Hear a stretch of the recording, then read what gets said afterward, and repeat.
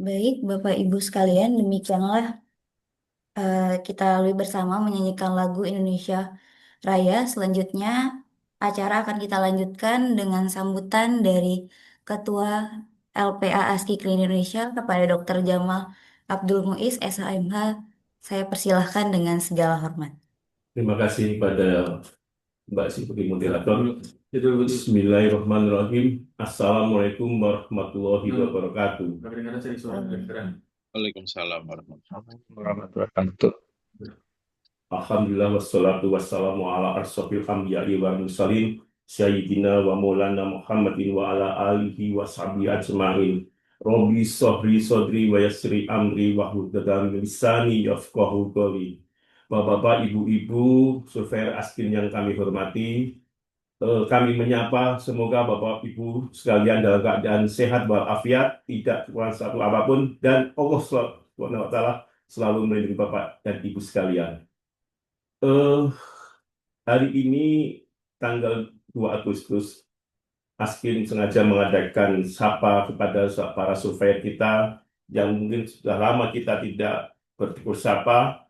Sekalian kita mengadakan sosialisasi masalah Kep Dirjen Yankes nomor AK 0202 D3912 tahun 2024. Bapak, Ibu-Ibu sekalian yang kami hormati, bahwa akhir-akhir ini banyak sekali perubahan-perubahan yang eh, perubahan yang ada di kementerian, sehingga kita di LPA Askip ini menyikapi hal tersebut dengan seksama. Berapa hal yang eh, mendasari perubahan itu adalah adanya perubahan STOK baru, di mana waktu itu sebelum terjadi STOK yang baru, semua LPA dan LIPA itu bernaung di bawah Ditjen Bina Pelayanan Kesehatan, Ditjen Yankes. Dengan adanya STOK baru dan karena di baginya ada Ditjen Pelayanan Primer dan kemudian ada Dirjen Layanan Lanjutan, maka LPA pun harus menyikapi dengan seksama. Karena primer itu di sini masuk adalah klinik pertama dan puskesmas. Dan yang lanjutan, klinik utama, UTD, dan lab, serta rumah sakit. Dengan begitu, maka LPA Askin menyikapi dengan membuat semacam anak perusahaan yang kami sudah ajukan ke Dirjen Pelayanan Lanjutan yang dengan nama Askinlan, itu sambil kita menunggu rekomendasi dari SK dari Menteri Kesehatan, maka kita menyiapkan beberapa hal yang Bapak Ibu sekalian akan terpapar, yaitu masalah perubahan eh, penilaian pada Pusmas, di mana eh, sudah adanya ILP yang mendasari tentang pelayanan di Puskesmas. Mudah-mudahan informasi yang soliditas Assalamualaikum warahmatullahi wabarakatuh. memberikan gambaran yang nanti akan diteruskan dengan Sekjen Askin dalam hal ini oleh Pak Miko tersebut. Billahi taufiq wal hidayah. Wassalamualaikum warahmatullahi wabarakatuh. Waalaikumsalam. Waalaikumsalam warahmatullahi wabarakatuh. Terima kasih banyak kepada Dr. Jamal Abdul Muiz atas sambutannya. Acara selanjutnya adalah pemaparan materi yang akan disampaikan oleh Bapak Alvin Thomas Miko, SKM MKes. Kepada beliau saya persilahkan dengan segala hormat. Ya,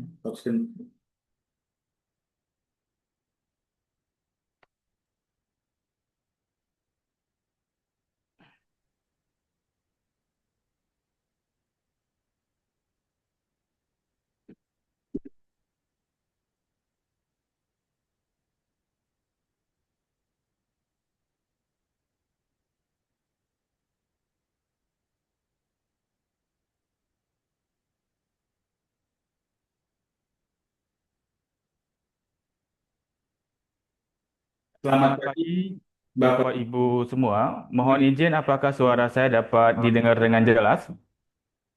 Terdengar jelas. Jelas. Baik, terima kasih. Sebelumnya kami mengucapkan dari Sekretariat LPA Askin, mengucapkan selamat datang kepada Bapak Ibu Surveyor Askin di kegiatan pada pagi hari ini.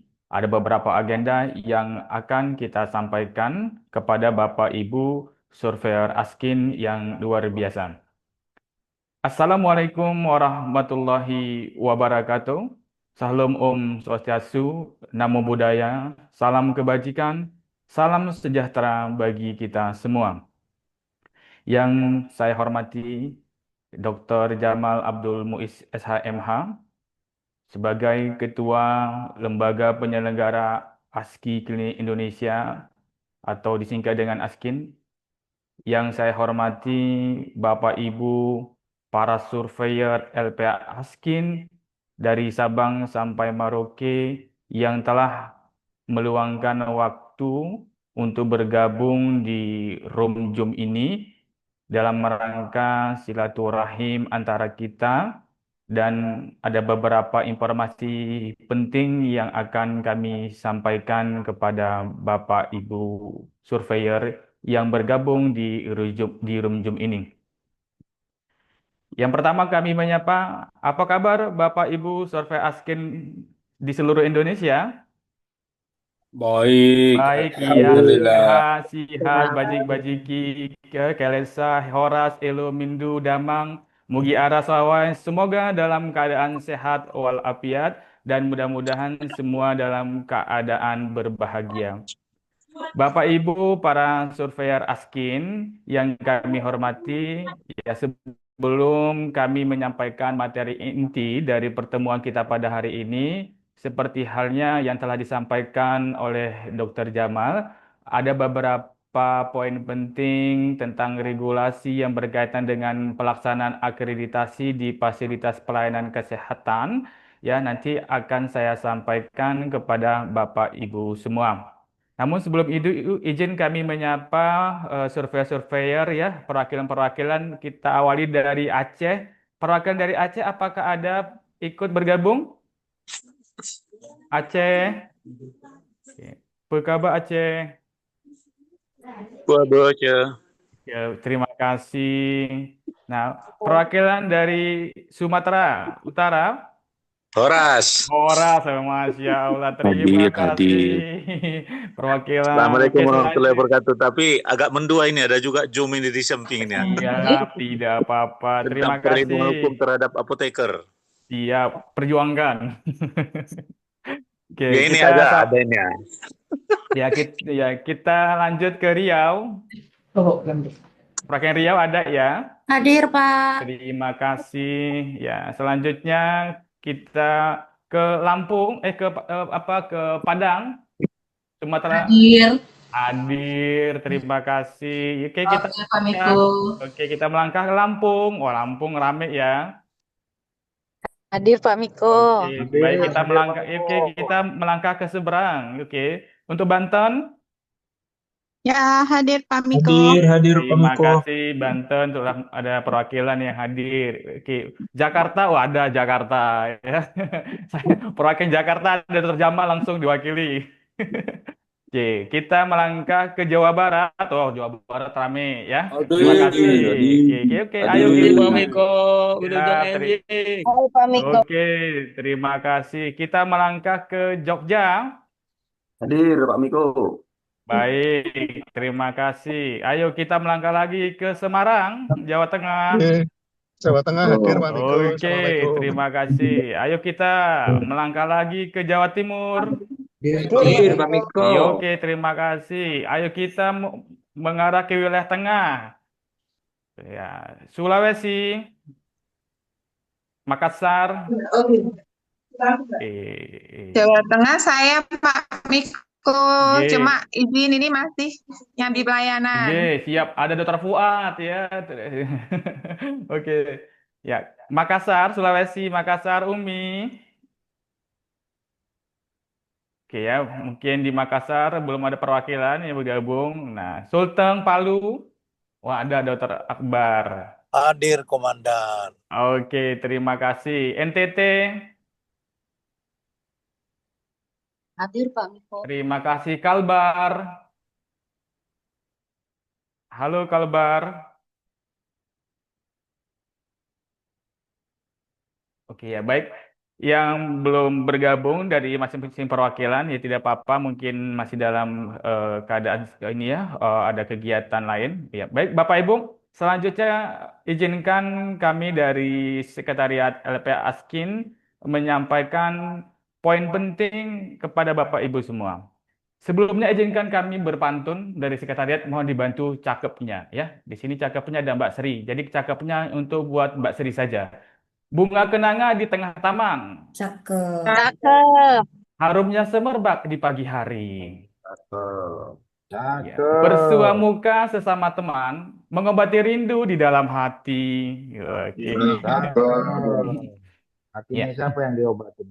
Iya, hati kita semua, Dr. Akbar ya, karena kita semua dalam keadaan hati yang rindu ya. Mudah-mudahan pertemuan secara daring ini paling tidak bisa mengobati rasa rindu kita di dalam hati. Lama tak jumpa. Iya. Nah, Bapak Ibu, ada beberapa agenda, poin penting yang akan kami sampaikan. Yang pertama tentang keputusan Direktur Jenderal Pelayanan Kesehatan yang nomor HK 0202 garis miring Delta garis miring 39212 garis miring tahun 2024. Yang kedua, tentang SOTK Kementerian Kesehatan dan Surat Edaran Direktur Jenderal Kesehatan Lanjutan nomor HK 0202 garis miring Delta garis miring 2334 garis miring 2025. Yang ketiga, tentang penerbitan sertifikat akreditasi Pasienkes. Dan yang keempat, status surveyor Askin. Kita masuk ke poin pertama. Keputusan Direktur Jenderal Pelayanan Kesehatan nomor HK 0202 garis miring Delta garis miring 39212 garis miring 2024 ya, yaitu tentang pedoman pembinaan dan pengawasan penyelenggaraan akreditasi fasilitas pelayanan kesehatan serta upaya peningkatan mutu pelayanan kesehatan lain. Izin Bapak Ibu semua, di dalam Kepdirjen tersebut ada beberapa pasal ya, ada beberapa poin. Nah, tentu poin-poin yang kami sampaikan ini adalah poin-poin yang berkaitan substansinya dengan Bapak Ibu semua, yang berkaitan dengan LPA ya, yang berkaitan dengan surveyor Askin.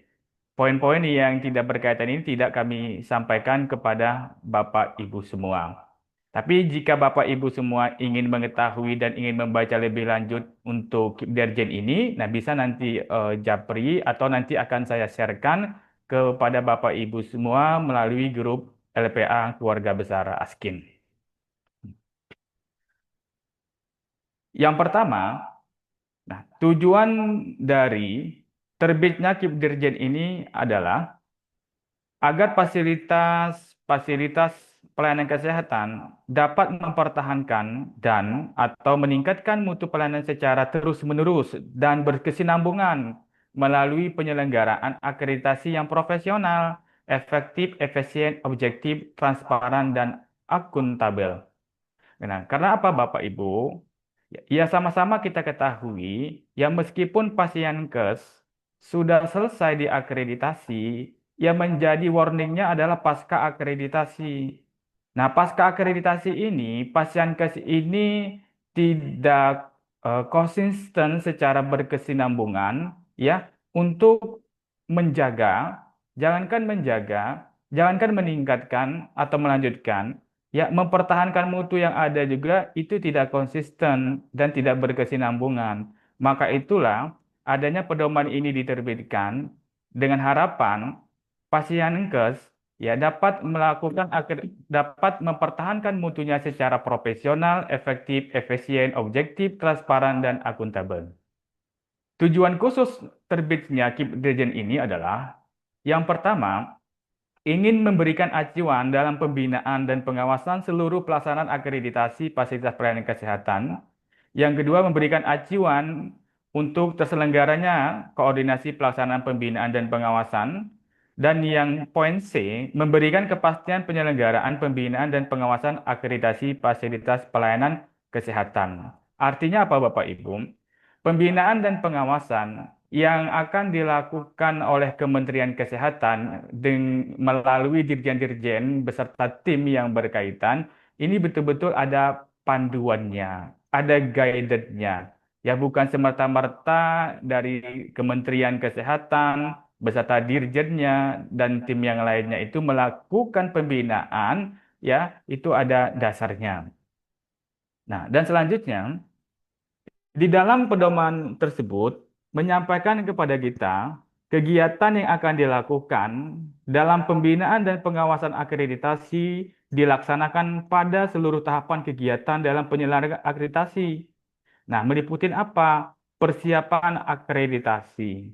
Nah, maksudnya apa? Persiapan akreditasi yang dilakukan oleh pasien kes tersebut itu dimonitor ya dan diawasi oleh Kementerian Kesehatan. Dalam hal ini adalah dirjen yang bersangkutan. Yang kedua, pelaksanaan ataupun dalam saat survei. Nah, dalam pelaksanaan dan saat survei ini, nah ini juga dimonitor. Nah, dari Kementerian Kesehatan ya ingin memastikan bahwa Bapak Ibu surveyor Askin ya ketika melakukan survei di lapangan di pasienkes, baik itu di klinik Pratama Utama ataupun di puskesmas, itu betul-betul memiliki kompetensi yang baik sesuai dengan standar ya, tidak keluar dari kaedah-kaedah yang telah ditetapkan saat pelaksanaan survei.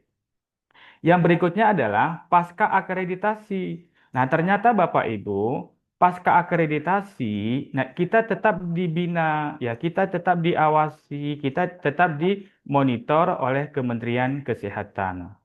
Poin yang terakhir, kegiatan dari pembinaan dan pengawasan ini adalah untuk LPA.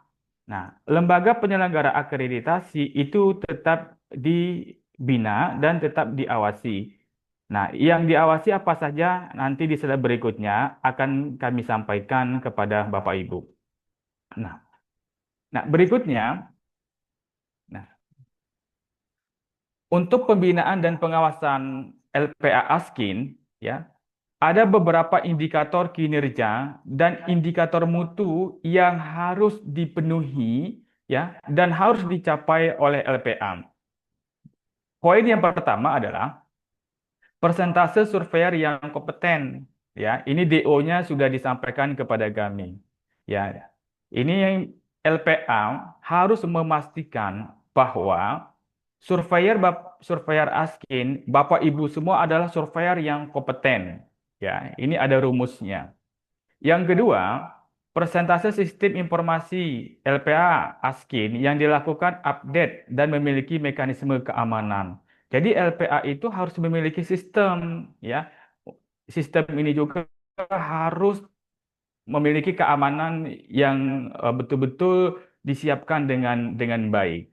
Dan informasi ini juga harus update, ya. Poin ketiga, persentase data surveyor yang terupdate. Jadi kami dari LPA ya dari sekretariat itu melakukan updating ya dari data-data Bapak Ibu semua. Poin 4, persentase ketepatan waktu penyelenggaraan survei akreditasi mulai dari hari terakhir survei sampai dengan disampaikan rekomendasi kepada LPA Askin dan kepada Kementerian Kesehatan. Ya, ini juga kita dimonitor Bapak Ibu. Nah, dari Paskes ya mengajukan ke LPA, lalu persiapan surveyor melakukan survei di lapangan, ya, lalu dilaporkan kepada LPA, nanti ketua LPA mengeluarkan rekomendasi, ini juga ada standarnya. Poin yang kelima, persentase ketepatan waktu respon admin ASKI ya permintaan survei dari fasilitas pelayanan kesehatan. Nah, ini juga dimonitor. Nah, apakah admin LP Askin masuk dalam kategori fast respon atau slow respon. Nah, ini dimonitor juga ya.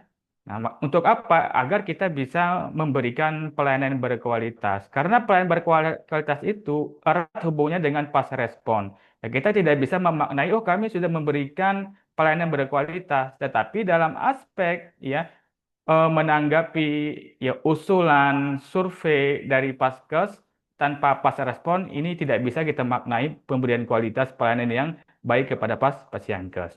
Poin keenam, persentase komplain yang dilakukan dan tidak lanjut. Ya, ini juga kita harus membuat. Ya, kami menyusun semua, menampung ya keluhan atau komplain yang disampaikan kepada LPA Askin. Ya, keluhan dan komplain yang kami terima ini harus kami olah. Ya, harus kami tidak lanjuti. Tidak lanjut ini bukti juga harus disampaikan. Ya, ini kalau di instrumen akreditasi di bab 3 ini ada ini ya pengelolaan komplain. Nah, kurang lebih gambarannya seperti itu. Nah, poin ketujuh, tidak adanya tuntutan hukum terhadap LPA Askin. Nah, ini kita menghindari ya bahwa jangan sampai terjadi tuntutan hukum diakibatkan oleh surveyor Askin itu sendiri. Poin ke-8, persentase capaian kepuasan. Nah, ya, ini kami dari sekretariat mengumpulkan ya tingkat kepuasan Paskes di saat dilakukan survei oleh Bapak Ibu semua gitu. Apakah Bapak Ibu di lapangan, di Pasienkes ya melakukan survei. Nah, itu bagaimana tingkat kepuasan dari Pasienkes? Ini kami kumpulkan informasi-informasi tersebut yang harus diolah, yang harus kami laporkan juga ke Kementerian Kesehatan. Poin berikutnya, ya, adanya bukti telah dilakukan pengajuan survei kepada ya lembaga akreditasi internasional dalam waktu 12 bulan setelah LPA Askin melaksanakan lebih dari 100 survei. Ya, ini kita sedang berupaya agar LPA Askin ini dilakukan akreditasi juga ya. Dan poin 10, adanya bukti telah terakreditasi oleh LPA Internasional dalam waktu 5 tahun.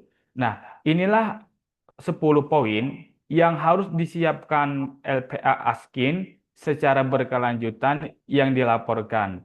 Ya, kenapa harus dilaporkan dan kenapa harus disiapkan dengan sebaik-baiknya? Nah, jika ada pembinaan dan pengawasan dari Kementerian Kesehatan datang ke kantor, datang ke sekretariat, maka kita dapat menunjukkan, kita dapat membuktikan secara apik untuk poin-poin indikator kinerja LPA ini betul-betul sudah kita siapkan.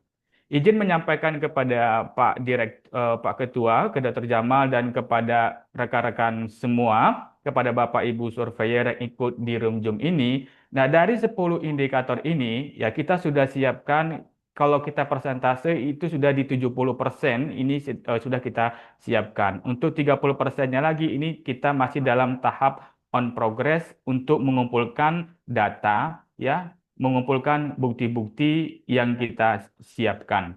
Ya. Selanjutnya, nah bagaimana pelaksanaannya ya? Nah, sebagai pelaksananya adalah adapun yang menjadi pelaksana dalam kegiatan pembinaan dan pengawasan ini yaitu Direktur Jenderal Pelayanan Kesehatan ya membentuk dan menetapkan tim yang bertugas melakukan pembinaan dan pengawasan akreditasi Pasienkes. Adapun susunan keanggotaan tim terdiri dari unsur apa saja? Yang pertama dari unsur Kementerian Kesehatan, yang kedua dari Asosiasi Fasilitas Pelayanan Kesehatan, yang ketiga dari akademisi, pakar, ahli bidang kesehatan. Yang keempat, ada unsur lain terkait dengan penyelenggaraan pembinaan, pengawasan akreditasi fasilitas pelayanan kesehatan.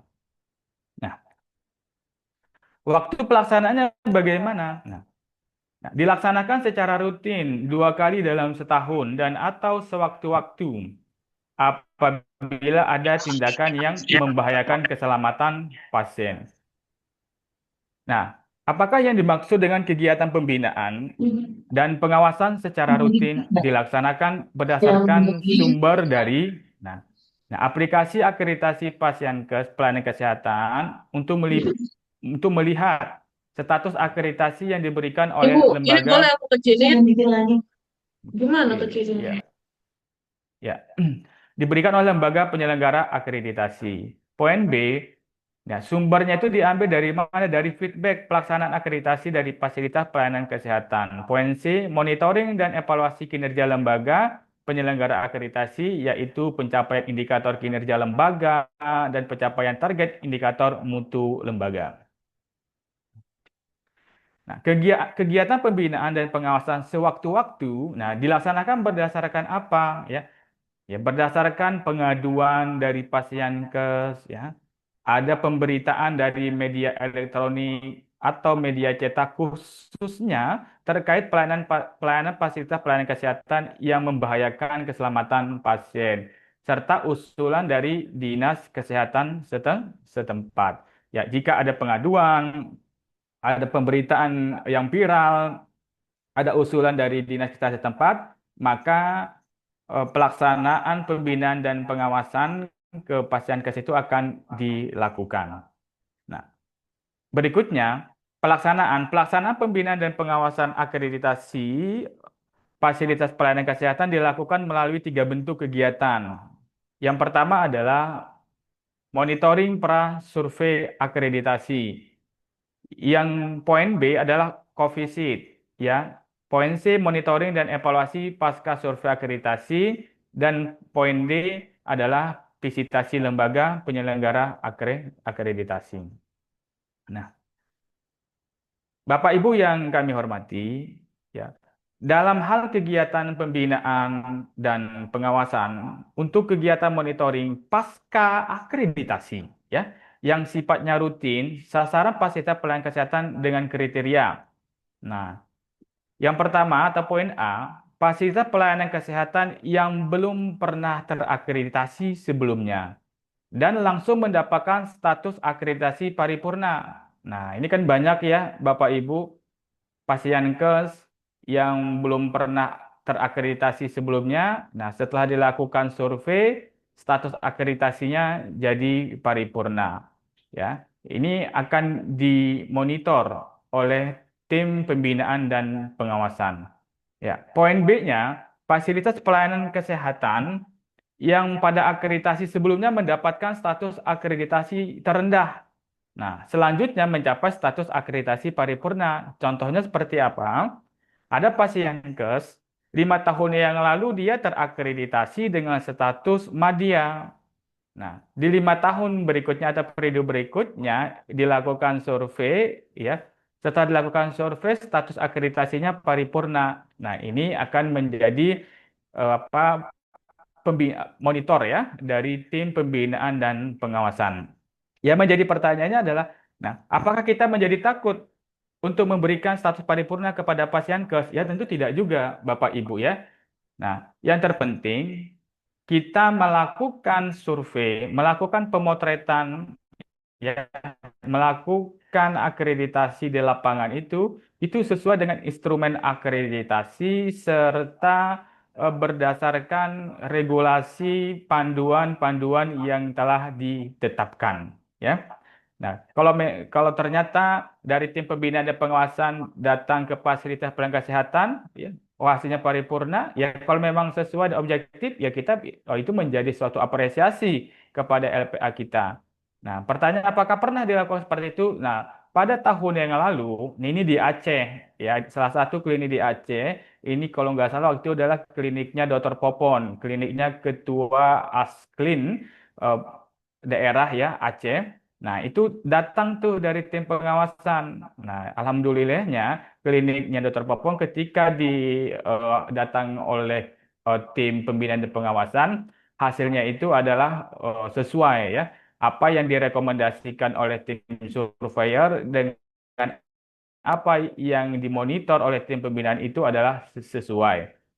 Nah, poin C, fasilitas pelayanan kesehatan yang mendapatkan rekomendasi perbaikan dari surveyor. Nah, berarti PPS ya. Nah, ini PPS ini tentu dimonitor secara berkelanjutan oleh tim pembinaan dan pengawasan. Nah, poin D, fasilitas pelayanan kesehatan yang tidak patuh melaporkan apa? Melaporkan upaya peningkatan mutu pelayanan kesehatan. Nah, ini adalah INM. Nah, ini menjadi poin penting juga, mohon digarisbawahi Bapak Ibu. Ketika Bapak Ibu melakukan tugas survei ke Pasienkes, mohon diedukasi, mohon dimotivasi dan diingatkan secara terus-menerus kewajiban dari Pasienkes itu untuk menginput INM dan IKP secara berkelanjutan.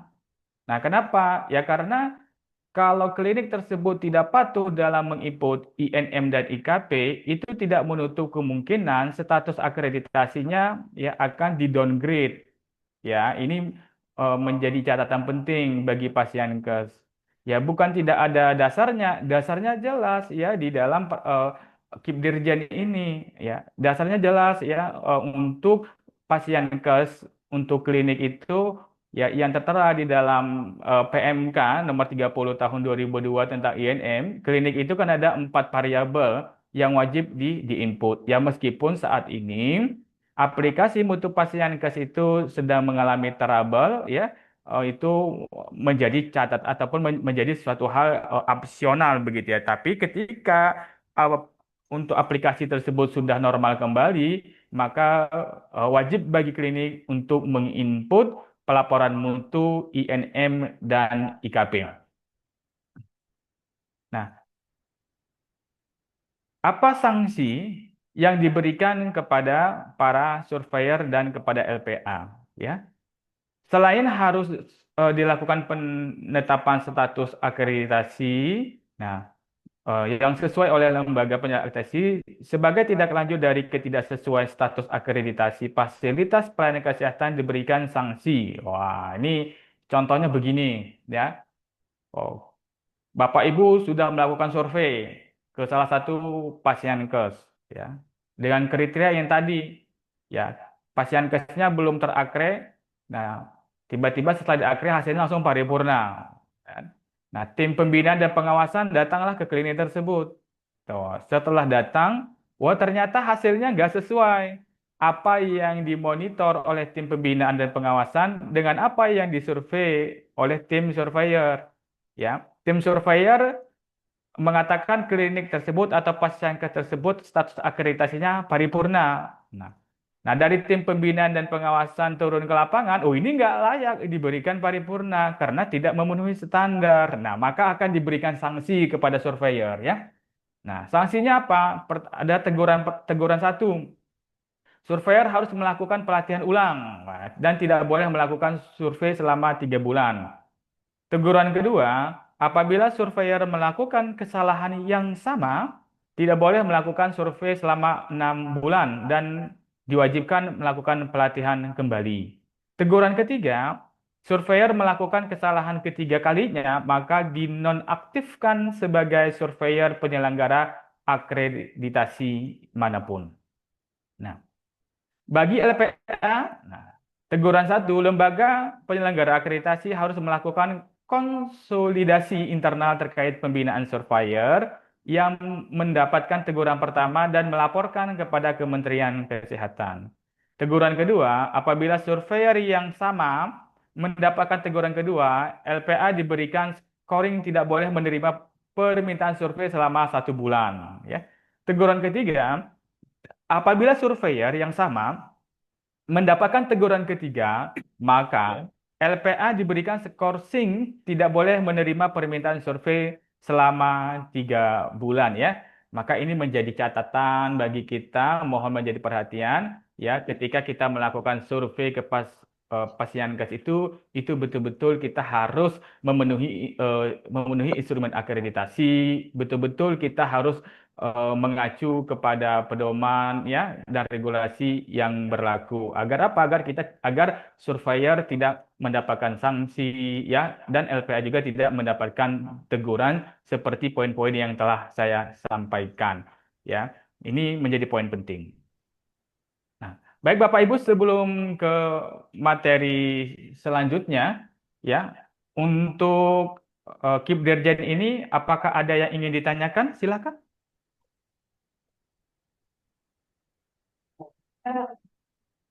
Ya, silakan yang ingin bertanya bisa raise hand atau bisa langsung On ini on mic.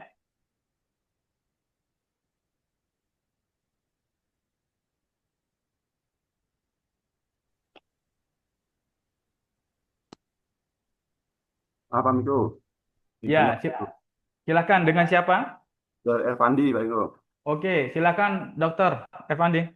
Ya, Jogja ya.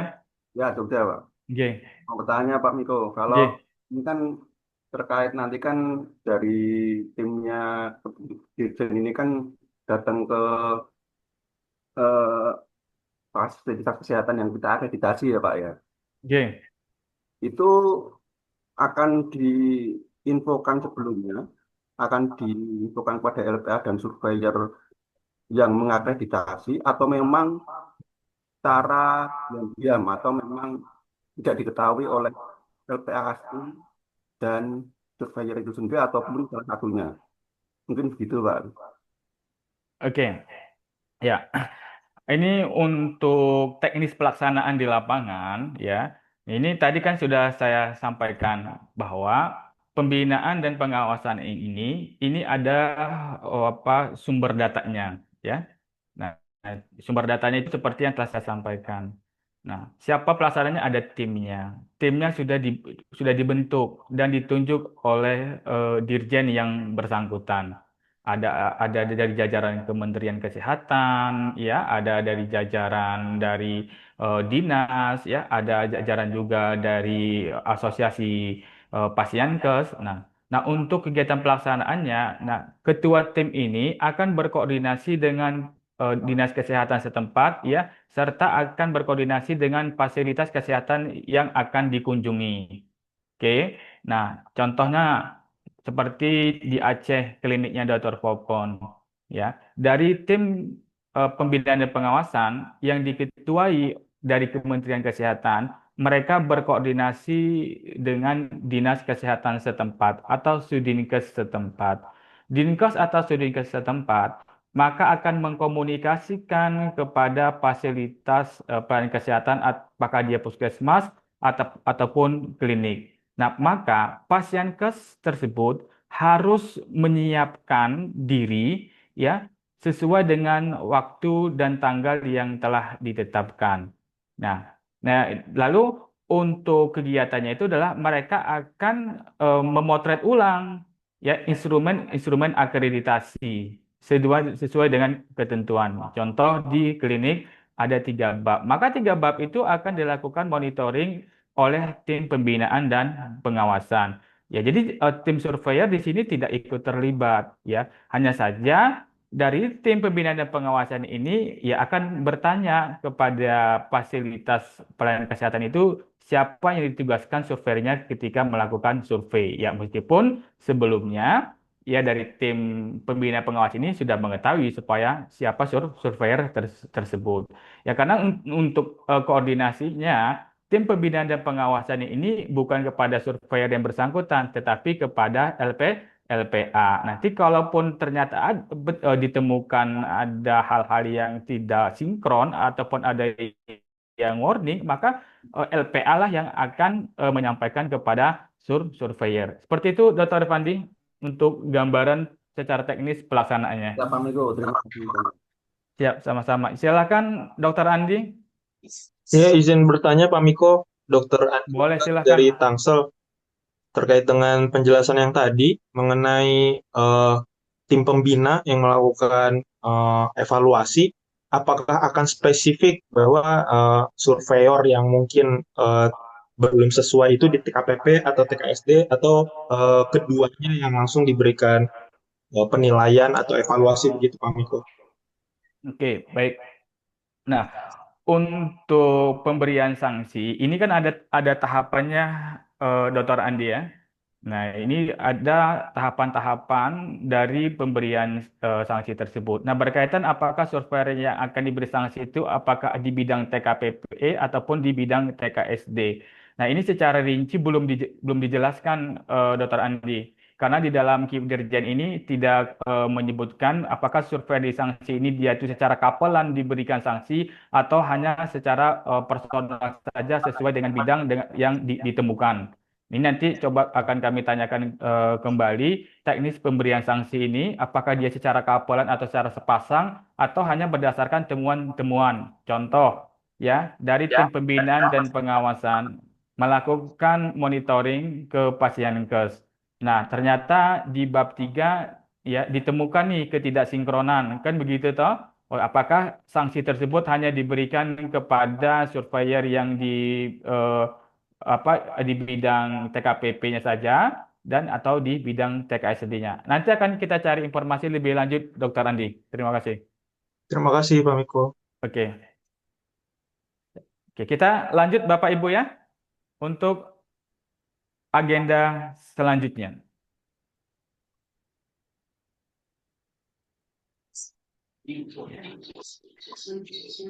SOTK Kementerian Kesehatan dan surat edaran ya nomor HKA 0202-Delta-234-2025 tentang pendaftaran lembaga penyelenggara akreditasi rumah sakit, klinik utama, laboratorium medis dan unit pengelola darah. Ya, ini akan saya sampaikan kepada Bapak Ibu semua seperti halnya tadi Dr. Jamal ketua kita sudah menyampaikan garis besarnya.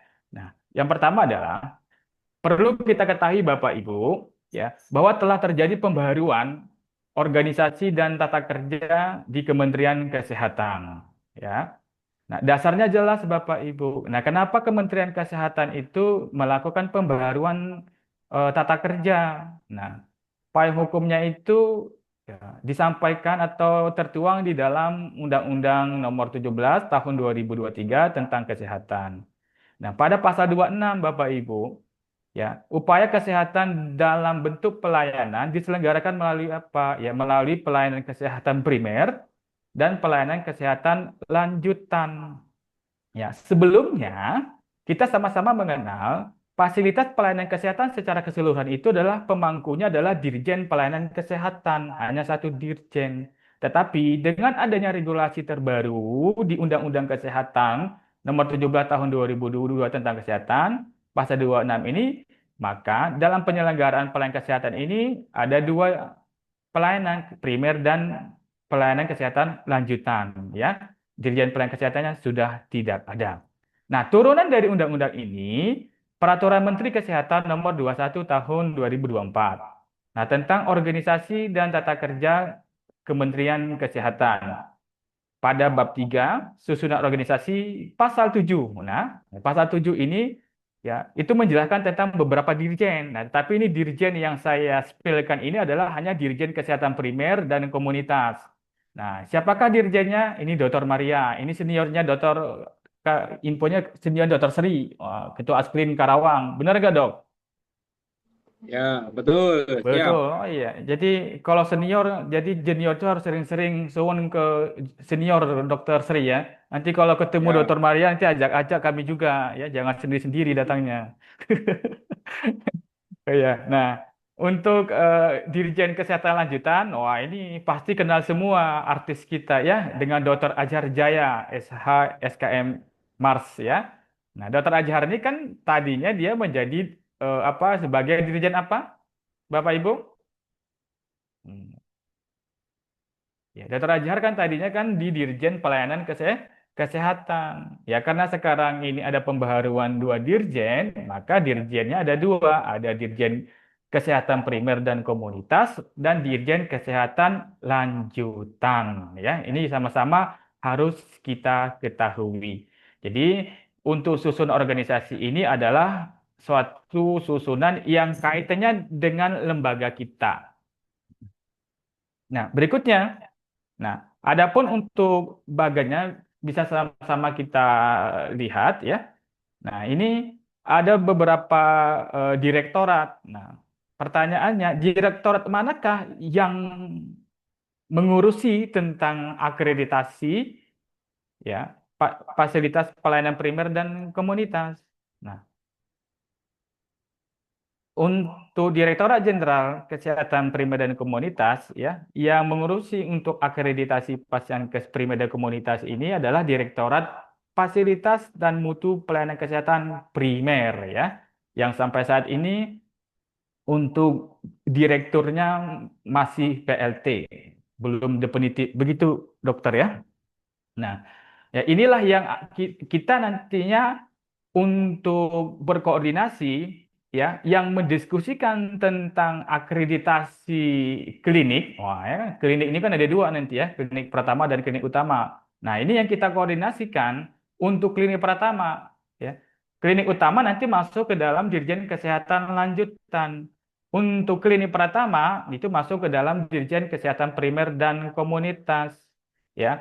Yang masuk ke dalam Dirjen Kesehatan Primer dan Komunitas itu ada 3.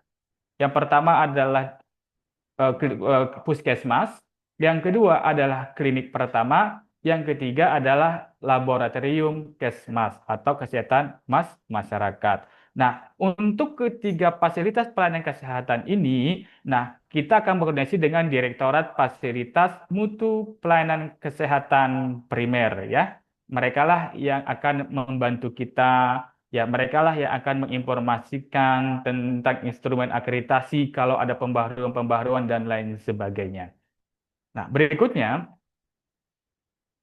Direktorat Jenderal Kesehatan Lanjutan. Nah, ini yang akan menjadi pemangku. Nah, ini fasilitas kesehatan yang dimaksud itu ada rumah sakit, ya, ada klinik utama, ada UTD, dan ada juga laboratorium medis. Karena laboratorium itu juga dikelompokkan menjadi 2, ada laboratorium kesmas dan ada menjadi laboratorium medis. Laboratorium medis ya, pemangkunya adalah Dirjen Kesehatan Lanjutan. Untuk laboratorium kesmas, pemangkunya adalah Dirjen Kesehatan Primer dan Komunitas. Nah, untuk akreditasinya, nah itu nanti kita dibantu oleh Direktorat Mutu Pelayanan Kesehatan Rujukan. Dari beberapa direktorat ini, yang concern untuk mutu pelayanan dengan akreditasi adalah Direktorat Mutu Pelayanan Kesehatan Rujukan. Ya, ini yang sedang kita siapkan. Inilah Bapak Ibu ya, pembaharuan-pembaharuan di Kementerian Kesehatan ya yang berkaitan dengan tupoksi kita dalam melakukan akreditasi yang harus sama-sama kita ketahui. Nah, berikutnya berkaitan dengan surat edaran ya oleh Keslan tadi. Nah, pendaftaran LPA rumah sakit, klinik utama, laboratorium medis dan unit pengelola darah ya. Nah, ini persyaratannya Bapak Ibu, banyak sekali persyaratan yang dituangkan di dalam surat edaran yang ditunjukkan kepada LPA Askin, dan alhamdulillah persyaratan-persyaratan tersebut semua sudah kita siapkan secara bersama-sama ya. Pada tanggal 28 Juni 2025 ini sudah kita ajukan ke Kementerian Kesehatan ya, kita sesikan itu khususnya kepada Dirjen Dirjen Kesehatan Lanjutan ya. Nah, untuk legalitas Askinlan ini bagaimana? Ya, ini untuk surveyornya, instrumen, metode survei dan lain-lainnya. Nah, ini kita masih menunggu regulasi yang sudah ditetapkan. Ya, KMK-nya untuk penetapan Askinlan masih menunggu. Doakan saja, mudah-mudahan dalam waktu segera ini ya, ada KMK untuk penetapan LPA Askinlan. Ya, beserta dengan PMK-nya, KIP Dirjennya juga. Nah, ini kita belum tahu. Nanti kalau Bapak Ibu bertanya, bagaimana surveyornya, bagaimana teknis surveinya, bagaimana instrumennya, yaitu kita juga belum bisa menjawab, ya.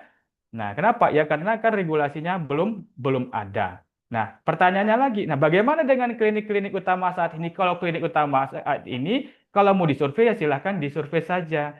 Nah, apa regulasinya? Apa payung hukumnya? Payung hukumnya tetap Dirjen Pelayanan Kesehatan. Ya, selagi belum ada peraturan-peraturan terbaru, maka peraturan lama itu masih bisa digunakan sebagai payung hukum kita untuk melakukan survei akreditasi. Ya. Oke. Nah, selanjutnya, nah, karena terjadi pembaharuan kepengurusan, terjadi pembaharuan struktur kerja di Kementerian Kesehatan, ya maka berpengaruh juga, ya. Pengeluaran itu apa? Penerbitan sertifikat akreditasi. Nah, sebelumnya sertifikat akreditasi Pasienkes, ya, ini Pasienkes seluruhnya berarti ya, itu baik itu rumah sakit, puskesmas, klinik, pratama utama, lab medis atau lab kesmas, UTD dan sebagainya. Nah, itu semua sertifikat itu ditandatangani oleh siapa? Oleh Dirjen Pelayanan Kesehatan.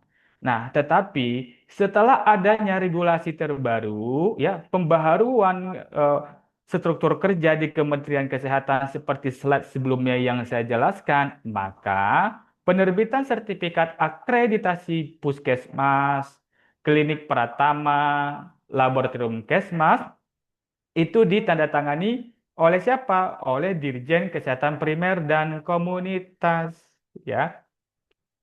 Lalu untuk sertifikat akreditasi rumah sakit, klinik utama, lab medis, dan unit pengelola darah itu ditandatangani atau di-TTE oleh Dirjen Kesehatan Lanjutan. Makanya kalau saat ini Bapak Ibu ya, kalau Bapak Ibu perhatikan, kalau lagi survei klinik Pratama, sertifikatnya sudah dikeluarkan ya oleh Dirjen, maka yang tanda tangan adalah Dr. Maria. Tapi kalau klinik utama, ya, maka yang tanda tangan itu adalah Dr. Ajhar. Nah, Bapak Ibu ingin menyampaikan pesan kepada Bapak Ibu semua yang bertugas melakukan survei ke Pasienkes. Baik itu Pasienkesnya klinik Pratama maupun klinik utama. Ya, jika dari tim klinik ya bertanya kepada Bapak Ibu surveyor untuk penerbitan sertifikatnya kapan ya Bapak Ibu gitu. Yaitu tolong jangan memberikan informasi yang pasti. Jangan disampaikan, oh sesuai ketentuan 2 minggu insya Allah sertifikat akan terbit. Nah itu tolong jangan di-announce ya. Itu jangan disondingkan kepada mereka. Kenapa? Karena di Kementerian Kesehatan itu ya terjadi pembaharuan yang tadi susu kerja. Ya, efeknya apa? Tentu sistem-sistem juga banyak dalam penyesuaian. Ya, yang tadinya hanya Dirjen Pelayanan Kesehatan, tetapi sekarang menjadi 2 dirjen. Tentu berpengaruh ke dalam sistem. Ya, tolong nanti jangan disonding kepada klinik. Nah, tolong disondingkan saja akan diupayakan secepatnya untuk penerbitan sertifikat tergantung cepat atau lambatnya sertifikat itu ditandatangani oleh dirjen ya, oleh Ibu Dirjen. Kalau primer komunitas Ibu Dirjen, kalau untuk Keslan berarti Bapak Dirjen. Seperti itu Bapak Ibu ya untuk penerbitan sertifikat. Oke, sejauh ini Bapak Ibu ada yang ingin ditanyakan sebelum saya lanjutkan? Silahkan. Ada di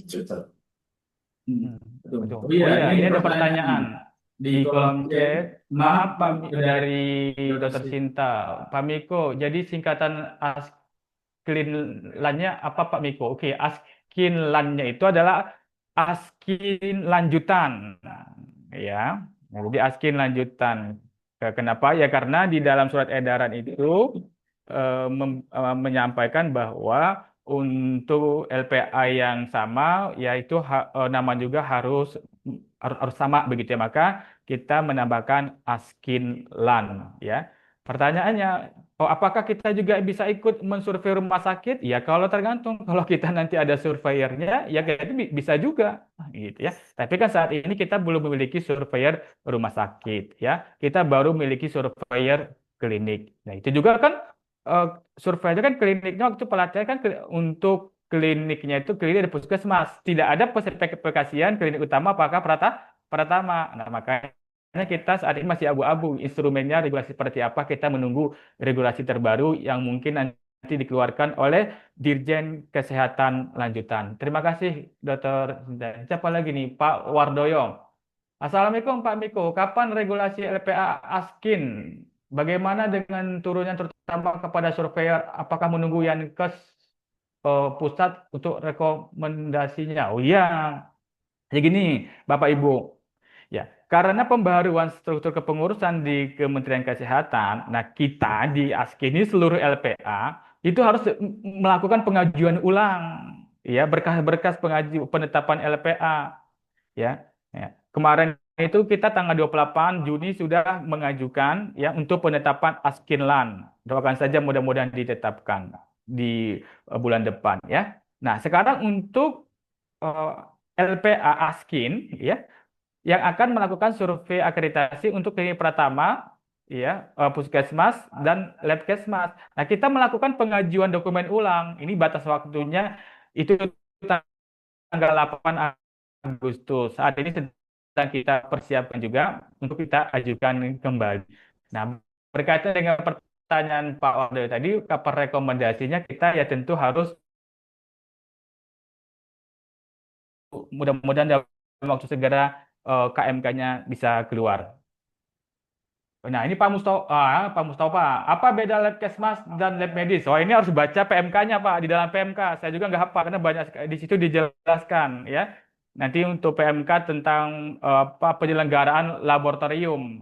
Nah, di dalam eh, penyelenggara laboratorium itu akan dijelaskan ya secara definisi untuk labkesmas dan lab medis. Oke, lanjut apa tadi pertanyaannya? Pak Punten, untuk Askinlan ada pelatihan untuk supernya lagi. Wah, ini regulasinya kita tunggu Bapak Ibu karena kami juga belum tahu. Nah, kenapa ya? Karena kan ya LPA yang lain juga sama, mereka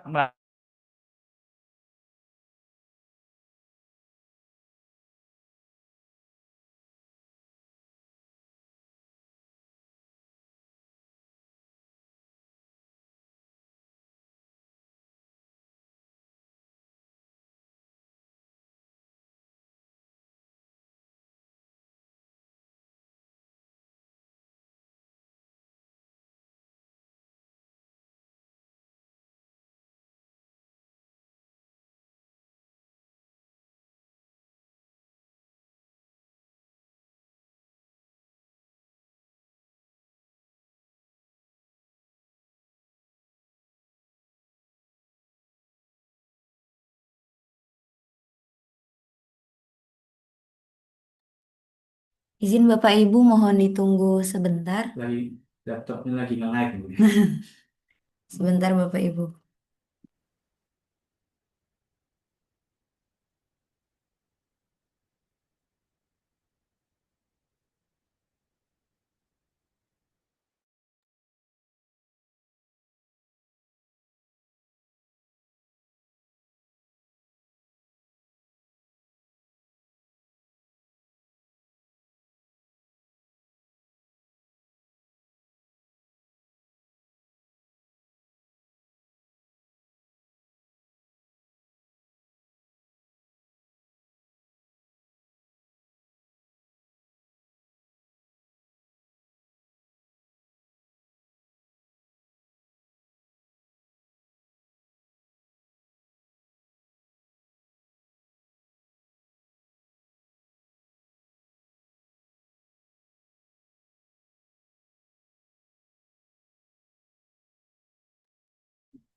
Mohon menunggu sebentar Bapak Ibu untuk pertanyaannya.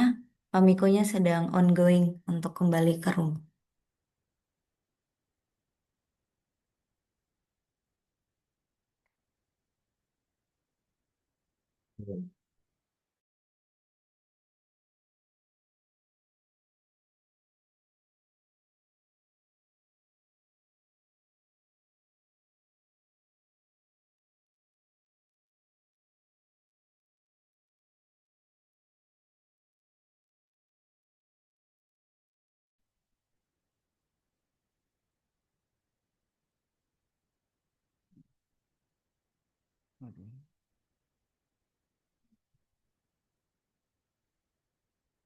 Ya, baik, mohon maaf Bapak Ibu, tadi laptop saya nge-lag.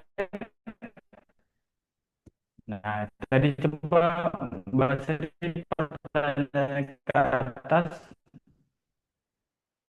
ini ya, dua. Sering diadakan acara seperti ini untuk pencerahan dan penyegaran susing Bapak Ibu ya. Nah, lembaga jadi kita ada dua lembaga yang berikutnya jika misal ada software dari LPA lain. sebagai survei klinik pertama. Kemudian kita survei tersebut mau menjadi survei klinik utama rumah sakit. Nah, apakah bisa? Nah, oke. Yang pertama dulu, Dokter Sinta, kita lembaganya semuanya saja yang berbeda. Ya, ini kita masih orang yang sama nih, ya. Askin, di bawah Askin ini ada Askinlang, gitu ya. Ya, karena penamaan itu nggak boleh sama di dalam pemangku, dalam pelaksanaan akreditasi itu di kementerian di dirjen itu namanya tidak boleh sama. Makanya untuk mensiasat hal tersebut namanya itu berbeda. Kalau untuk yang pertama, ya. Untuk primer dan komunitas, klinik-klinik pertama dan PKM, nah itu akan disurvei oleh apa Askin. Tapi kalau untuk yang utama ataupun rumah sakit dan lain sebagainya itu akan disurvei oleh Askinland. Nah, tentu kan harus ada surveyornya untuk yang kalau untuk yang pertama jelas nih kita bisa karena udah ikuti pelatihan. Tapi kalau untuk Askinland bagaimana kan gitu ya. Kalau untuk klinik utama untuk sampai saat ini kita masih bisa mengsurveinya, Askin masih bisa karena belum ada regulasinya. Tapi kalau sudah ada penetapan KMK-nya untuk Askinland ataupun untuk fasilitas kesehatan lanjutan yang akan melakukan survei, maka nanti kita tunggu dulu Bapak Ibu PMK-nya sama instrumennya dan ketentuannya lebih jelas ya. Kalau regulasi dan PMK ini sudah keluar, nanti akan kita sosialisasikan lagi kepada Bapak Ibu semua. Ya meskipun bocorannya, ya kalau untuk surveyornya itu sudah pernah ikut survei klinik pertama, nah berarti untuk klinik utama, nah ini hanya penyegaran saja. Ya, tapi kalau untuk rumah sakit kan kita belum pernah ikut survei rumah sakit. Kalau untuk lab medis kita belum pernah ikut pelatihan. Ya tentu ini harus mengikuti pelatihan. Tetapi kalau untuk informasi lebih resminya, tentu kita harus menunggu PMK atau KIP dirjennya. Seperti itu, Dokter Sinta. Lanjut, Assalamualaikum untuk mereka yang ikut uji komo nanti jawabannya ya. Oke, kita lanjut dulu ya. Boleh silahkan. Jadi tadi si surveyor yang lain bisa ikut di Askinland untuk menjadi surveyor klinik utama dan rumah sakit. Oh bisa. Ya, kalau persyaratannya itu nanti sudah ada nih dokter ya dari PMK atau kinerjanya itu bisa. Ya. Baik, terima kasih Mas Miko. Ada titipan pertanyaan dari Iya. lembaga lain soalnya. Oke, ya mudah-mudahan nanti setelah ada terbit KMK, PMK dan kinerjanya, dokter nanti survei-survei yang ingin bergabung dengan kita nanti kita tentu sangat open sekali ya akan menerima begitu. Ya tentu dengan satu ritme dengan kita, dokter ya. Oke. Ya. Nah ini tadi sebelum saya menjawab pertanyaan di kolom chat, nah saya sampaikan dulu status survei LPA Skin karena banyak informasi yang sampai ke Pak Ketua. Pak Ketua, bagaimana kami ini pasienkes, klinik-klinik, puskesmas udah banyak disurvei. Terus kami ini ngapain? Terus bagaimana status kami? Ya, apakah surveyor yang hanya lulus UKOM saja yang diakui. Kalau kami yang belum lulus UKOM tidak diakui. Wah, tenang dulu Bapak Ibu ya. Ini akan kami jelaskan. Ya, status surveyor LPA Askin. Nah, secara sistem Bapak Ibu, ya surveyor di LPA Askin itu sebanyak 242 surveyor yang ada di kita. Itu yang sudah kita ajukan dan ada di sistem Sinap admin ya. Nah, dari 242 ini ya takdir berkata lain. Nah, ada 4 orang yang ada beberapa yang meninggal serta dengan alasan lainnya. Sehingga sampai saat ini surveyor Askin yang tercatat itu sebanyak 238 surveyor. Sudah ada solusi-solusi itu. Ya. Ya. Dari 238 surveyor ini, semuanya adalah surveyor dan keluarga besar dari LPA Askin, ya. Nah, nanti jangan ada pertanyaan lagi, oh kami nggak pernah survei, ya kan? Terus kami belum lulus dulu. Mute dulu. Ya, kami belum lulus UKOM. Oh, yang belum lulus ataupun yang sudah lulus UKOM itu ya masih surveyor Askin dan keluarga besar dari LPA Askin.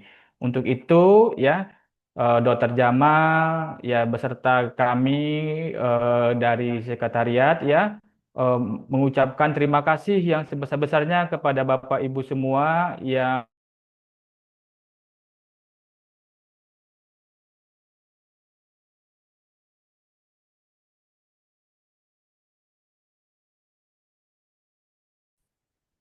oke oke ya terlanjut. Nah, apa yang akan menjadi tindak lanjut kita bersama ya ya untuk menjaga survei-surveyor kita ini yang saat ini yang terdaftar sebanyak 238 surveyor. Nah, yang pertama, nah kita akan melakukan pembekalan. Nah, pembekalan apa? Ya, pertama adalah pengetahuannya, kompetensi, skill ya. Nah, pengetahuan, kompetensi dan skill ini ya.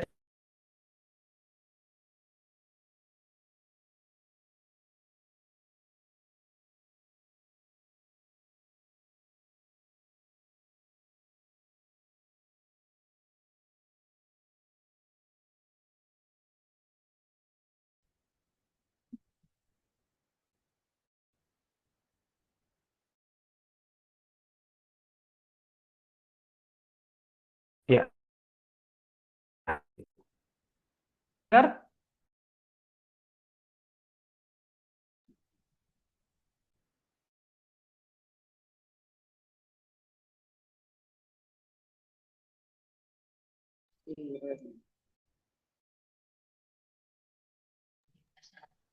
Izin Hilang Bapak suara, Ibu Pak. menunggu Oke, dulu ya, sebentar. siap. Oke. Lanjut ya.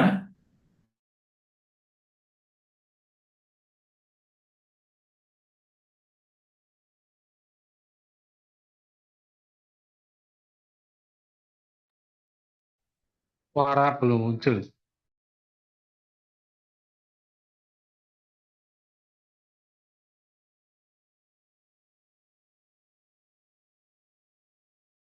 Tidak, pembelajaran melalui website. Jadi saling bertukar pengalaman.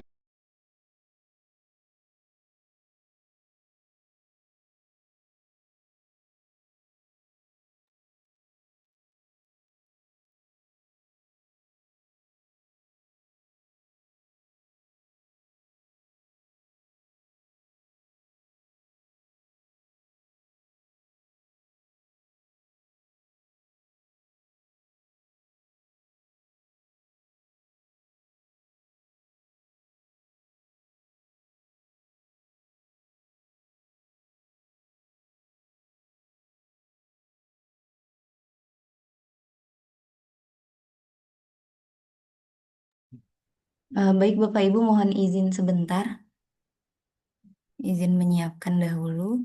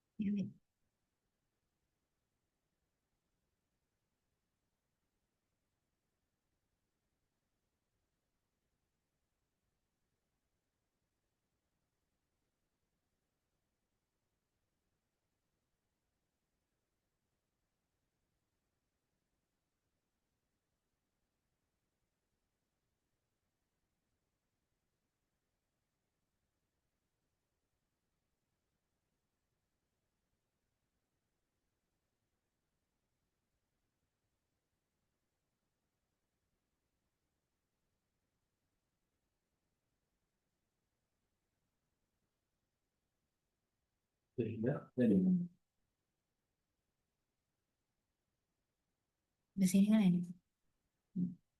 Oke. Share dulu tadi.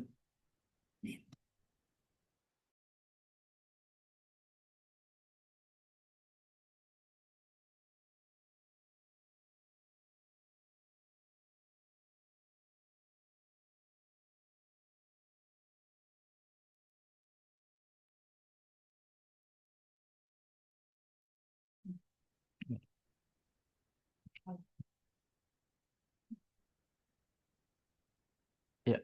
Mohon maaf Bapak Ibu, untuk slide-nya sudah terlihat di monitor Bapak Ibu semua? Sudah. Oke, baik.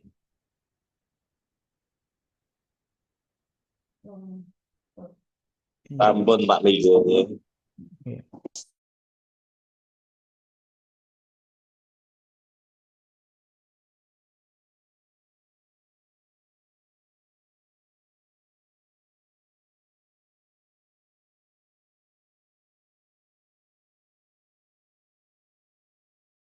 Baik, mohon izin Bapak Ibu melanjutkan. Sebelumnya mohon maaf karena faktor jaringan. Ya harap maklum karena kita daring.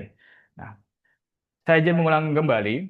Nah, dari 238 surveyor kita ini, ya maka kita akan melakukan pembekalan, ya pembekalan tentang knowledge-nya, kompetensi, skill, ya berdasarkan regulasi terupdate.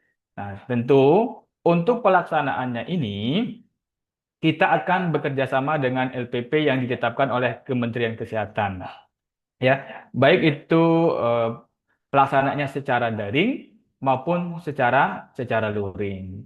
Seperti halnya yang disampaikan oleh Dr. Jamal, ya ke depan ini bahkan banyak regulasi-regulasi yang terupdate yang kaitannya dengan pelaksanaan akreditasi, yang kaitannya dengan mutu pelayanan, ya. Nah, maka inilah yang akan kita siapkan. Nah, agar pelatihan kita ini, pembekalan kita ini, ya berdasarkan regulasi serta pelaksanaan juga betul-betul mengedepankan kualitas dan profesionalisme di dalam pelatihan, maka kita akan bekerja sama dengan lembaga pendidikan dan pelatihan yang telah ditetapkan oleh Kementerian Kesehatan yang sudah terakreditasi A, ya. Nanti LPP inilah yang akan membantu Bapak Ibu semua bekerja sama dengan Askin. Nah, yang berkaitan apa saja yang akan kita lakukan pembekalan, knowledge, kompetensi, skill. Yang kedua, nah ya seperti yang disampaikan di kolom chat tadi, Pak Miko sering-sering diadakan kegiatan seperti ini. Ya siap Bapak Ibu, ya kita akan ada sharing session informasi-informasi terupdate, terkini, terviral yang berkaitan dengan akreditasi atau mutu pelayanan. Nah, sumber informasinya dari mana? Nah, Bapak Ibu dari LPA Askin ya boleh menyampaikan kepada kami ya. Nah, yang berkaitan di lapangan ya yang terviral apa ya yang hubungannya tentang akreditasi dan mutu pelayanan. Nah, baik itu di klinik utama maupun klinik pratama. Sampaikan kepada sekretariat, sampaikan kepada kami. Nah, nanti kita akan mengakomodir. Kita siapkan sebaik-baiknya dan kita akan diskusikan. Dan yang ketiga, kita akan mengadakan pertemuan nasional surveyor ASKIK. Nah, untuk waktunya kapan? Nah, tentu ini kita akan menunggu momen yang tepat. Ya, meskipun sebelumnya kita mendengar, ya, sebelumnya kita melihat di tetangga sebelah melakukan kegiatan-kegiatan skala nasional, tetapi itu urgensinya tidak sesuai dengan regulasi-regulasi saat ini. Nah, kita juga akan ada pertemuan-pertemuan nasional ya untuk silaturahmi seperti yang diinginkan Bapak Ibu semua. Ya, keinginan Bapak Ibu semua, Pak Ketua juga menginginkan hal yang sama. Tapi waktu ya momennya kita lihat nanti yang tepat. Jadi tidak ada lagi Bapak Ibu ya pertanyaan, oh apakah saya masih bagian dari keluarga Askin? Masih Bapak Ibu ya. Nah meskipun belum lulus UKOM, nah bagaimana yang belum lulus UKOM? Nah berikut kami akan sampaikan. Mohon slide-nya Mbak Sri. Lanjut. Ya. Berikut adalah grafik kelulusan UKOM Surveyor Askin. Nah, yang sudah lulus UKOM itu sebanyak 138 surveyor yang tersebar di seluruh Indonesia. Nah, untuk yang belum lulus UKOM, itu sebanyak 100 surveyor. Nah, tentu kita memiliki keinginan yang sama, nah, untuk menargetkan yaitu 100% surveyor Askin lulus UKOM, ya.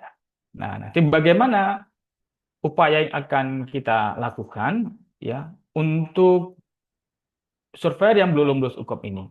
Yang pertama, informasi update pelaksanaan UKOM. Ini belum ada. Jadi kalau Bapak Ibu menanyakan Pak Miko, Dr. Jamal, Mbak Seri, dan yang lain, kapan UKOM akan dilaksanakan lagi? Ya sampai saat ini kita belum mendapatkan informasi terupdate. Nah, dan bagaimana formulasi UKOM pasca pembaharuan ya SOTK di Kementerian Kesehatan yang mana pemangkunya ada dua dirjen, ini juga kita belum mendapatkan informasi yang resmi. Ya meskipun ada informasi bisik-bisik tetangga, tetapi kita guidance-nya bukan bisik-bisik tetangga, tetapi informasinya informasi resmi dari Kementerian Kesehatan. Kita tunggu. Nah, poin ketiga, nah ya kita akan melakukan pembekalan materi dan soal UKOM, ya. Ini pembekalan materi dan soal UKOM, ya kita tetap akan melakukan seperti biasanya. Dan yang keempat adalah simulasi dan pembahasan soal UKOM, ya. Nah, tentu kita akan mensimulasikan, ya kita akan melakukan pembahasan soal UKOM. Nah, ini simulasi dan pembahasan soal UKOM ini arahnya ke arah mana? Ya ini kita juga sedang menunggu informasi yang terupdate. Apakah pelaksanaan UKOM untuk tahap berikutnya dengan menggunakan sistem yang sama atau menggunakan sistem yang berbeda? Ini kita juga masih menunggu. Ya, kenapa kita menyampaikan masih menunggu? Nah, dasarnya adalah seperti halnya kami dengan Dr. Jamal sempat beraudiensi ke Direktur Mutu Pelayanan Kesehatan Primer dan Komunitas, ya ke lantai 7 di Kementerian Kesehatan di Rasuna Said, bahwa Ketua tim kerja menyampaikan, ya mereka saat ini sedang mencoba mempelajari, ya mencoba memahami dan menyiapkan ya dasar hukum pelaksanaan hukum ini begitu ya. Kalau ini memang ternyata secara regulasi, secara payung hukum, secara sistem, secara persiapan sudah betul-betul dipelajari oleh pihak yang bersangkutan, maka ini akan disampaikan kepada LPA dan tentu kita juga akan menyiapkan dengan sebaik-baiknya. Poin kelima adalah pendampingan yang terkoordinir ya secara intensif ya. Ini tentu akan tetap kita lakukan. Ini ada beberapa poin ya yang akan kita upayakan secara maksimal untuk memperjuangkan Bapak Ibu surveyor Askin yang belum lulus UKOM. Ya, demikian Bapak Ibu yang dapat saya sampaikan berkaitan dengan sertifikat ya dengan status UKOM, status surveyor serta pelaksanaan UKOM. Silakan jika ada yang ingin ditanyakan.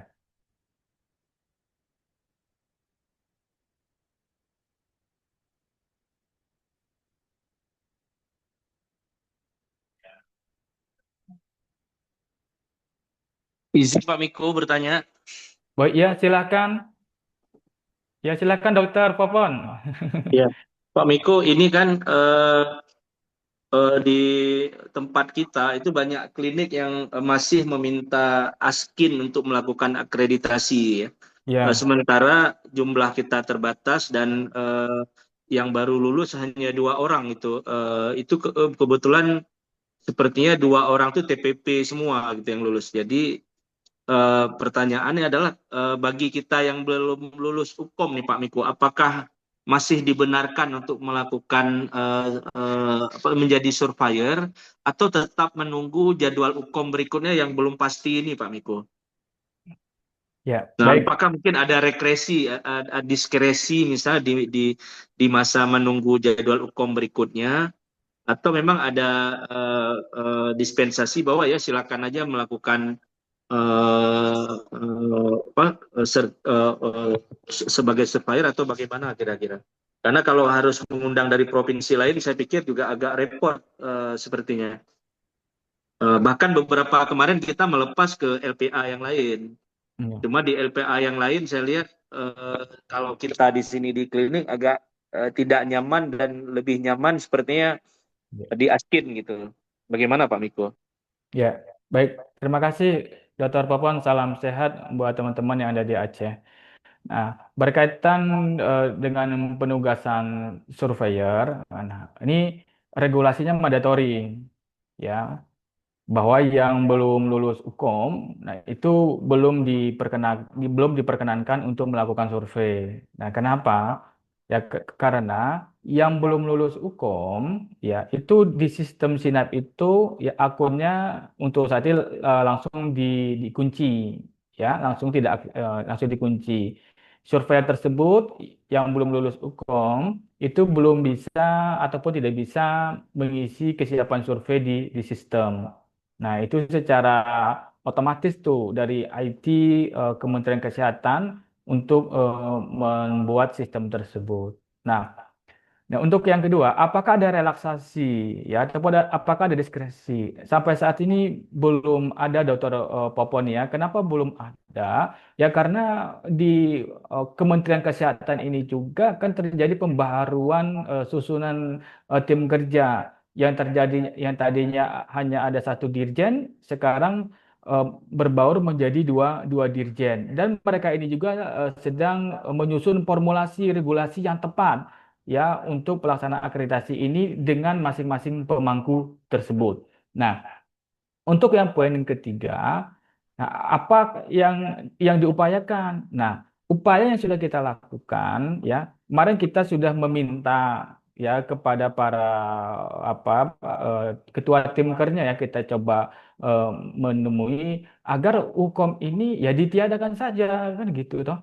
Nah, supaya kemarin memang ini dari tim ker ya mutu pelayanan kesehatan primer dan komunitas ya sudah meminta data-data surveyor ya yang ada di masing-masing LPA. Nah, mudah-mudahan nama-nama itu dengan keterangan yang belum lulus UKOM sama yang sudah lulus UKOM. Ya, mudah-mudahan dengan nama-nama tersebut yang sudah kita ajukan kepada Dirjen Pelayanan Kesehatan Primer dan Komunitas itu betul-betul bisa diaktifkan kembali. Ya, kenapa? Karena sebelumnya sudah kita sampaikan ya bahwa kami di beberapa wilayah di provinsi kami sampaikan contohnya adalah di Aceh, ada di Sumatera Utara. Nah, itu di Sumatera Utara TKPP-nya ada, TKSD-nya nggak ada.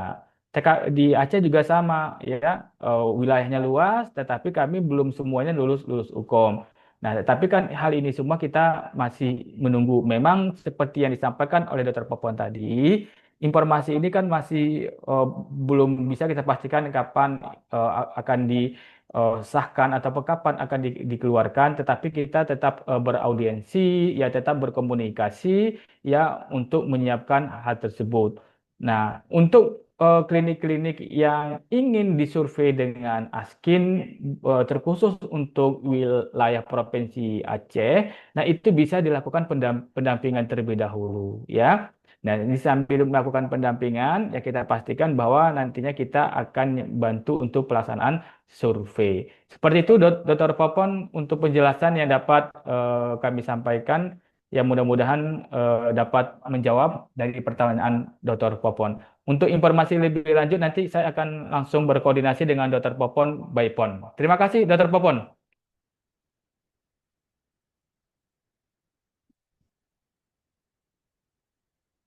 Oke, baik, Bapak Ibu, selanjutnya.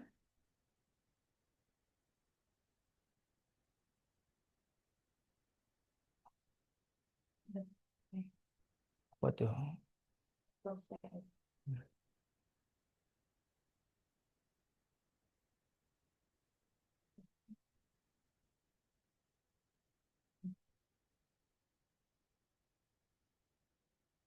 Oke.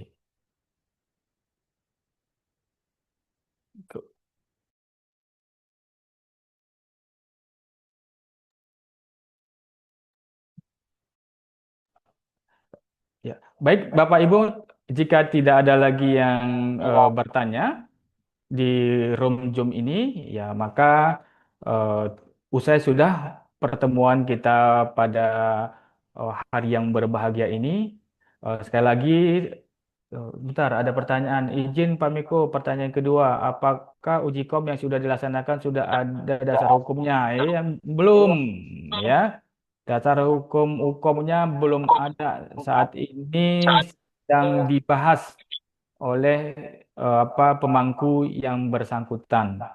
Ya, ini kalaupun ada dasar hukumnya nanti akan kita sampaikan. Nah, inilah yang saya sampaikan tadi. Ya, dari pemangku yang bersangkutan sedang mempersiapkan agar kegiatan yang dilakukan itu tidak berbenturan dengan regulasi-regulasi yang ada. Seperti itu, Pak Nurdin. Ya. Ya. Baik, Bapak Ibu, sekali lagi saya ucapkan terima kasih atas keluangan waktu di hari libur ini. Mudah-mudahan informasi yang kami sampaikan tadi dapat bermanfaat bagi Ibu semua. Jika ada hal-hal yang belum dimengerti, ada hal-hal yang kurang jelas, bisa langsung menghubungi saya, apakah secara call ataupun secara japri. Saya persilahkan kepada Bapak Ibu semua. Nah, nanti untuk materinya akan kami share di grup agar saling mengingatkan antara satu dengan yang lain. Baik, Bapak Ibu, mohon maaf jika ada hal yang kurang berkenan di dalam penyampaian tadi.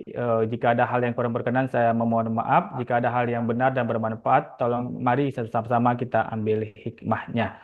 Baik, selanjutnya kita akan pembacaan doa ya yang dipimpin oleh Pak Munir. Kepada Pak Munir dipersilahkan, Pak Munir. Jangan saya Pak Miko, yang lain dulu aja. Oke, yang lain. Ya silakan, siapa yang ingin membaca doa? Ya. Video apa foto? Oh ya, Boy silakan, Dr. Madi.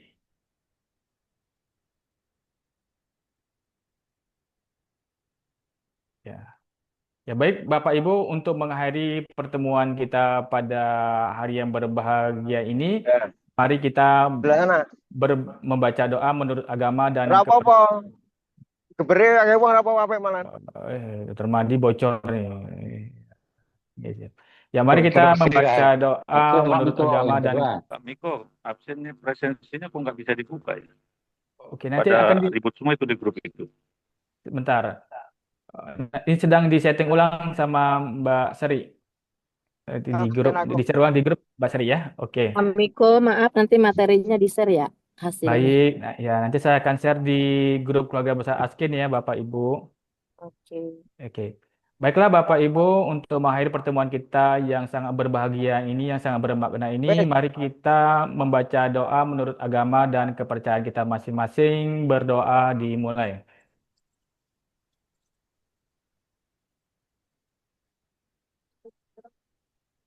Berdoa selesai.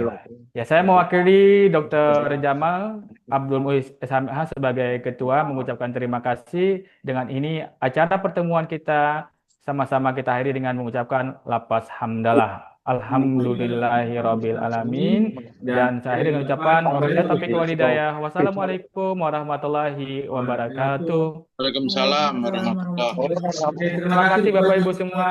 Ditunggu ya informasi-informasi terupdate-nya. Ya, izin.